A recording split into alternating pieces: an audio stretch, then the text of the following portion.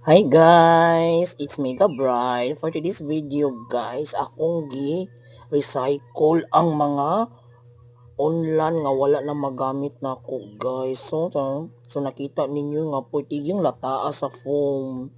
Then iyahang sudlanan kay puting laguma. So wa dyan na siya magamit guys kay wala man mi diri dugay man mi wa makaarigod kay tungod atong bagyo. So ang ending pwede na siyang lataan, medyo nabasa siguro na siya sa uwan, mauna lang ang resulta. So karon guys ako na siyang ginahinay og kuan langkat iyahang punda kay pwede laguma. Then pagkahuman ni anak guys ako na siyang gilabhan. So kay lain masag kaayo kung ako na siyang ilabay. Uy, kay kasayang in town. Mahal na ba yung mga online karon? So, dapat, what?